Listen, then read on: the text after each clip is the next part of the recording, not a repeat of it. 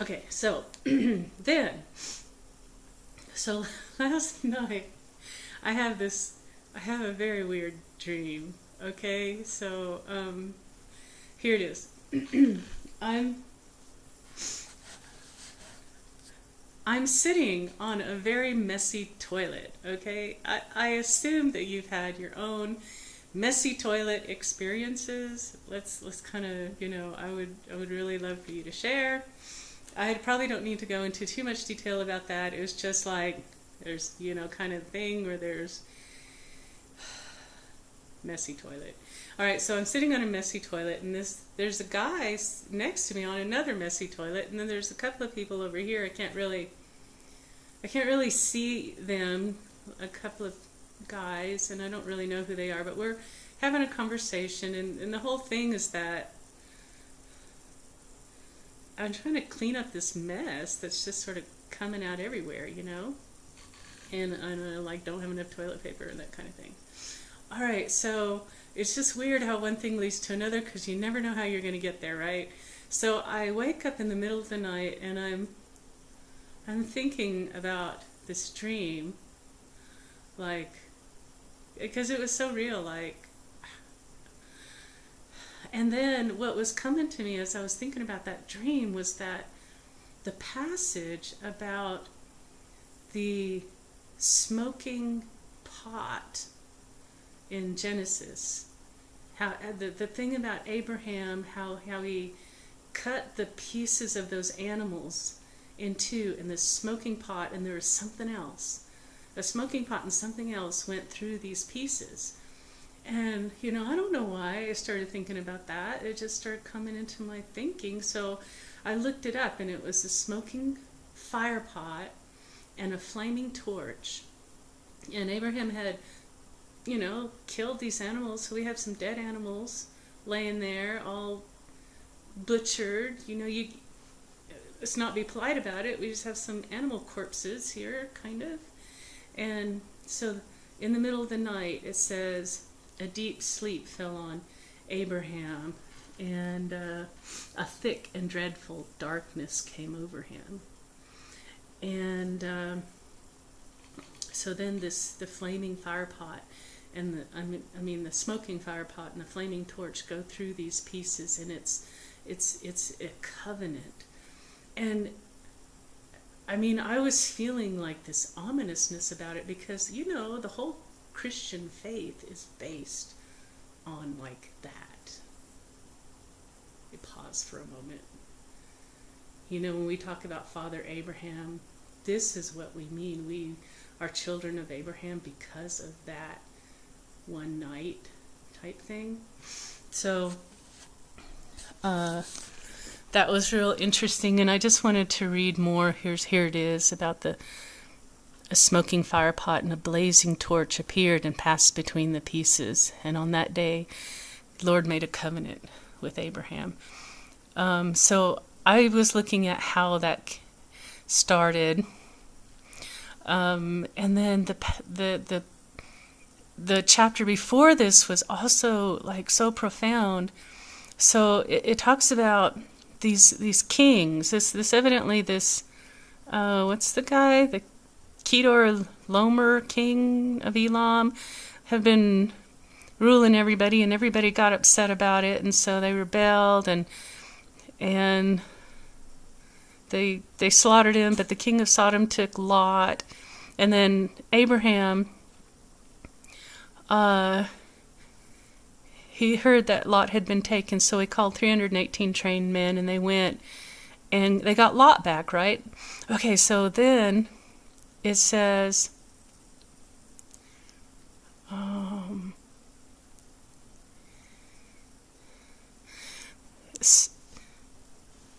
the king of Sodom came out to meet Abram in the valley of Shaveh, the king's valley. So we have kings here.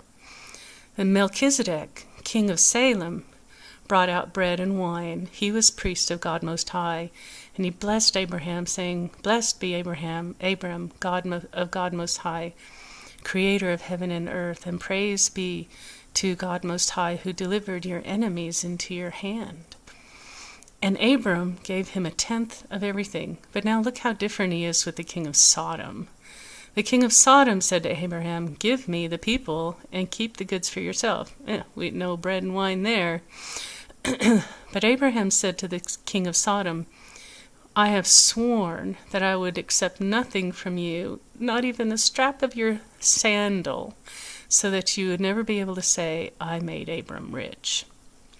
And he says, "I won't take anything but what has necessarily occurred," essentially what my men have eaten and what they may have taken. So, wow, I was getting this picture of, here's Abraham. He's not just with, these inconsequential beings. He's with God and the devil. He's with the angel of the Lord and the representative of Satan, And to the one, he gives a tenth of everything, and to the other, he won't even take the strap of his sandal. And so I'm feeling like Yahweh, God, trying to talk to me about all of this, and it's like all kind of crowding into my head. Like, the big monster in the doorway is what I have served all my life.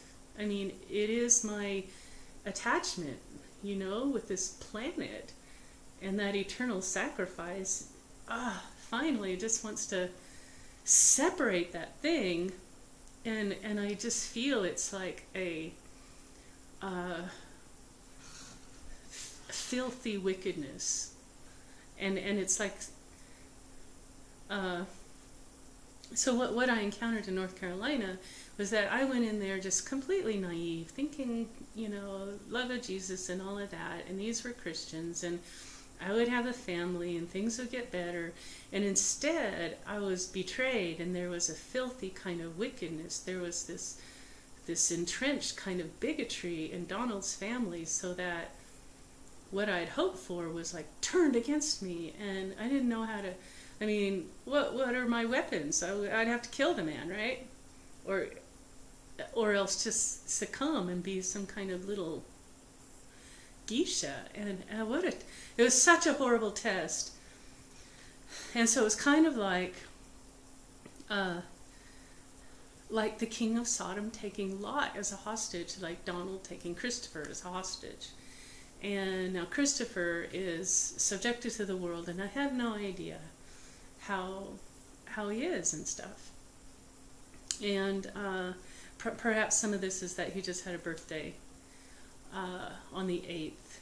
And I had sent him a Skype message saying that the Skype was always open, and I was just trying to be at the other end of the line, because I'm not the kind that just takes the hatchet and hacks away.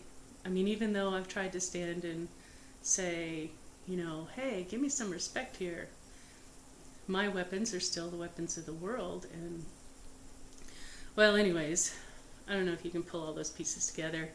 The whole point is that to be identified in Yahweh, in that eternal sacrifice, that it is more than any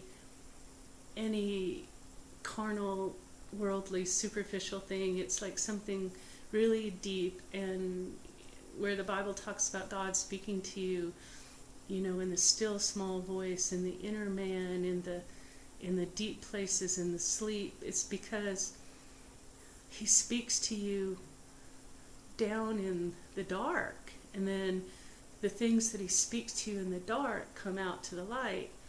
But the world that we live in, people claim to have light everywhere you go, but it's really only if you have enough money to have light, right? All right, so that's all. And I would love to hear your thoughts, because I don't know how you feel. Did you ever try the chia seeds? I wondered if that helped you. All right. Like, I'd show you my apartment, but you know what? I mean, I'll give you a glimpse here. This is my apartment right now. They have kind of a rule that you don't have nails in the walls. I don't know. I guess I haven't wanted to build a life here. I just don't believe in it. I don't know. I just don't. But I don't. I'm not fatalistic about it. I just am trying to find that separation, right? Okay. I should shut this off. I just know that there's more to say. And I probably think that if we had Skype right now, I could just tell you, and we could talk about it, but it doesn't matter. It just doesn't matter. I kind of learned the things that I want. You just don't force anything. You use what it is you have, and this is what I have, so this is what I use. And you're my friend. You are still my connection to that historic Christianity. And I'm sure there's other people out there that you're my friend, and you're part of my connection to that historical Christianity, and I still kind of believe that my redemption is your redemption. So what do you think? I think that the Lord is getting right down to where good and evil sit together, And I could go the wrong way. I could be a Judas. I mean, I could say, like, the fear of not moving on could hold me back. Or if I get into my memory and I start thinking about the things I've lost or feeling betrayed by people, I start having a lot of hate. And I could just be a singularity of hate. And so I have to keep that all back, because I'm happy in hope. And I know there's death here in this plane, and I know Christ is the resurrection. So it's as if I'm walking right up to death, and I have the sacrifice. I have, he is the sacrifice, not that I have him, but it's like a bravery. I'm just tired of the lie, so I'm going to go smoke it. I mean, you know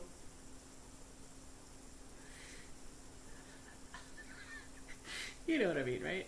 Okay. You have a good day. I love you a lot. I love you. And I just want you to keep your faith, okay? And I don't know. You're free. Anyways, talk to me, and I'll see you later, okay?